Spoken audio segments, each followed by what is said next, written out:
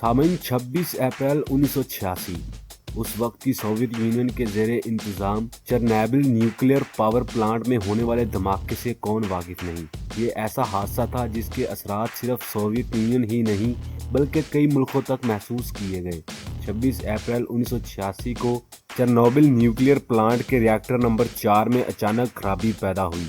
Plant میں موجود عملے نے خرابی کی نشاندہی کی تو انہیں اس بات کا احساس ہوا کہ ری ایکٹر اب ان کے کنٹرول سے باہر ہو چکا ہے۔ اسی صورتحال کو دیکھتے ہوئے عملے نے ہنگامی شٹ ڈاؤن کے عمل کا آغاز کر دیا۔ ہنگامی شٹ ڈاؤن کچھ راڈز پر مشتمل ایسا سسٹم تھا جس میں کسی بھی ہنگامی صورتحال میں راڈز کے ذریعے ری ایکٹر کو بند کر دیا جاتا تھا، لیکن اس دن قسمت نے عملے کا ساتھ نہیں دیا۔ راڈز ری ایکٹر کے اندر تو داخل ہوئے، لیکن اسی کے ساتھ ری ایکٹر میں اچانک خوفناک دھماکہ ہوا اور آگ بھڑک اٹھی۔ دھماکے کے ساتھ ہی جوہری تابکاری بھی ہوا میں پھیل گئی۔ سامعین، اس تابکاری کی مقدار ہیروشیما جیسے 4000 ایٹمی حملوں کے برابر تھی۔ اس حادثے کو اب بھی دنیا کا بدترین نیوکلیئر حادثہ سمجھا جاتا ہے۔ یہ حادثہ اس قدر شدید تھا کہ اس سے خارج ہونے والی تابکاری کا اثر اسپین، سویڈن اور برطانیہ میں بھی محسوس کیا گیا۔ تابکاری خاک کی بہت زیادہ مقدار مختلف ممالک کی چراگاہوں پر گری اور وہاں چارہ جانوروں نے کھایا۔ ان جانوروں کا دودھ استعمال کرنے کی وجہ سے دنیا بھر میں ہزاروں افراد کینسر میں مبتلا ہوئے۔ چرنوبل پاور پلانٹ میں RBM کے ڈیزائن کے 4 نیوکلیئر پلانٹ تھے۔ ابتدائی طور پر 2 نیوکلیئر ری ایکٹرز کا افتتاح 1977 میں کر دیا گیا تھا، جبکہ تیسرے کا 1981 اور چوتھے ری ایکٹر کا 1983 میں آغاز کیا گیا۔ یہ 4 ری ایکٹر یوکرین کی 10% بجلی کی ضروریات کو پورا کرتے تھے۔ اسی سے اندازہ لگایا جا سکتا ہے کہ یہ پلانٹ کتنا طاقتور تھا۔ سامعین، کسی بھی نیوکلیئر ری ایکٹر کو ٹھنڈا رکھنے کے لیے پانی کی ضرورت ہوتی ہے۔ چرنوبل پاور پلانٹ کو ٹھنڈا رکھنے کے لیے پانی ایک ذخیرے سے حاصل کیا جاتا تھا۔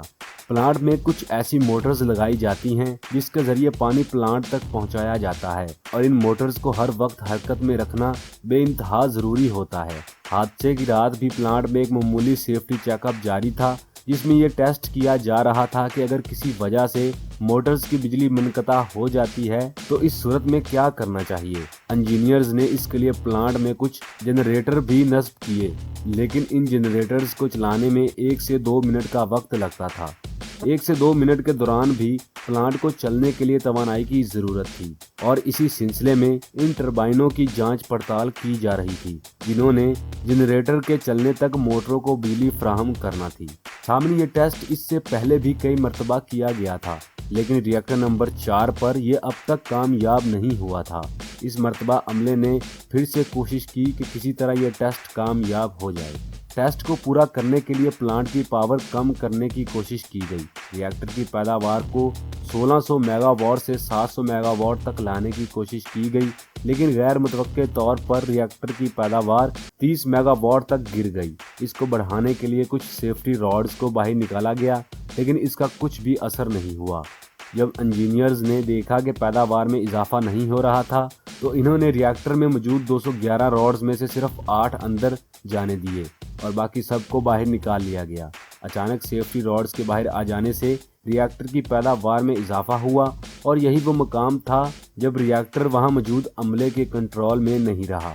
ری ایکٹر کی پیداوار میں مسلسل اضافہ ہوتا گیا، اور درجہ حرارت میں بھی اضافے کی وجہ سے پانی بھاپ کی صورت اختیار کرنے لگا۔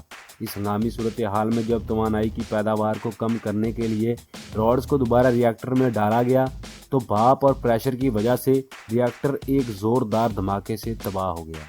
سامعین، اس کو تاریخ کا بدترین نیوکلیئر حادثہ سمجھا جاتا ہے۔ تو سامعین، یہ تھی چرنوبل پاور پلانٹ حادثے کی کہانی جو ہم نے آپ سے شیئر کی۔ امید ہے آپ کو پسند آئی ہوگی۔ اپنی رائے کا اظہار کمنٹ باکس میں ضرور دیں۔ ویڈیو پسند آنے کی صورت میں ویڈیو کو لائک، شیئر اور چینل کو سبسکرائب ضرور کریں تاکہ آپ کو ہماری ایسی ہی معلوماتی ویڈیوز کا نوٹیفیکیشن بر وقت مل سکے۔ انشاءاللہ ملتے ہیں اگلی ویڈیو میں، تب تک کے لیے اللہ حافظ۔